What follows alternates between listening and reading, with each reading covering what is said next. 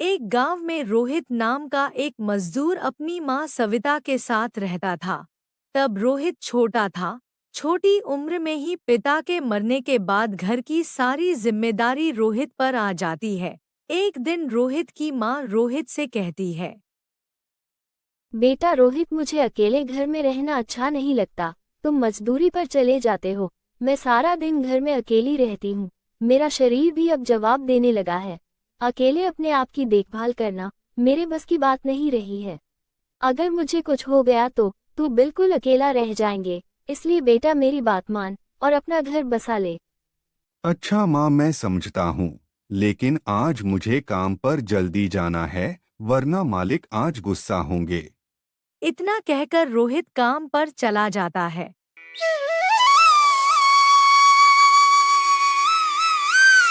दिनों में रोहित की शादी पूजा नाम की लड़की से हो जाते हैं। मालिक ने इस महीने की तनख्वाह देने से मना कर दिया है। उन्होंने कहा है अगले महीने देंगे। अब तो मेरी समझ में नहीं आ रहा है कि इस महीने का गुजारा कैसे होगा। सुनो जी, आप मालिक से दोबारा कहकर देखिए। रोहित मालिक के पास पैसे लेने जाता है। रोहित मालिक से कहता है, मुझे पैसे की सख्त जरूरत है। घर में राशन नहीं है। मुझे घर में राशन लाना है, इसलिए मुझे पैसे दे दीजिए। पैसे की जरूरत तो हर किसी को होती है। मैंने पहले ही कहा था कि पैसे अगले महीने मिलेंगे। तेरी समझ में नहीं आता क्या? तेरे जैसे रोज 50 आते हैं। रोहित उदास होकर घर को लौटता है। रास्ते में उसे उसका दोस्त विजय मिलता है। विजय रोहित से पूछता है, अरे भाई रोहित, तुम्हारे चेहरे पर उदासी क्यों है? क्या हुआ? तुम्हारे चेहरे पर उदासी अच्छी नहीं लगती और मैंने तुम्हें कभी इतना परेशान नहीं देखा। क्या बताऊं भाई, मैं मालिक के पास पैसे लेने गया था, लेकिन उन्होंने कहा पैसे अगले महीने मिलेंगे। मुझे पैसे की सख्त जरूरत है। घर में राशन नहीं है। मुझे घर में राशन लाना है। मालिक कहता है तेरे जैसे रोज 50-100 आते हैं। मैं क्या करूं? तुम कोई ऐसा काम क्यों नहीं कर लेते जहां पैसे रोज नगद मिले?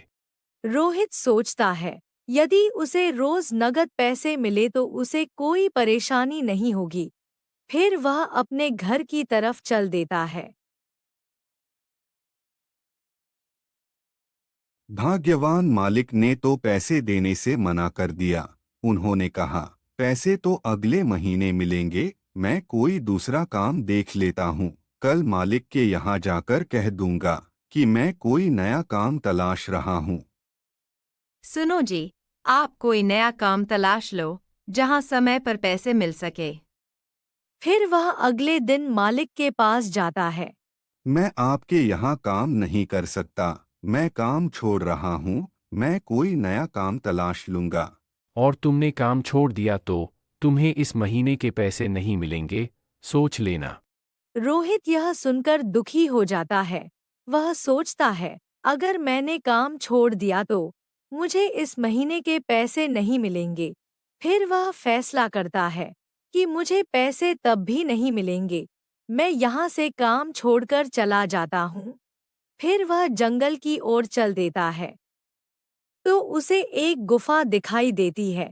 वह उस गुफा में चला जाता है तो वहां उसे एक जादुई जिन दिखाई देता है और रोहित से कहता है, क्या हुआ? तुम इतने उदास क्यों हो? तुम्हारे चेहरे पर इतनी उदासी क्यों है?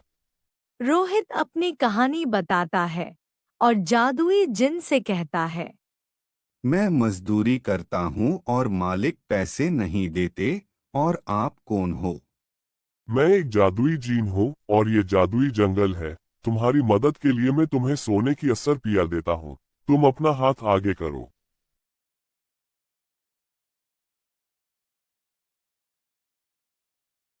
रोहित सोने की असर पिया लेकर घर आता है। पूजा और माँ खुश होती है। वह अपनी पत्नी और माँ को सारी बातें बता देता है। जिसकी मदद कोई नहीं करता, उसकी मदद भगवान करता है।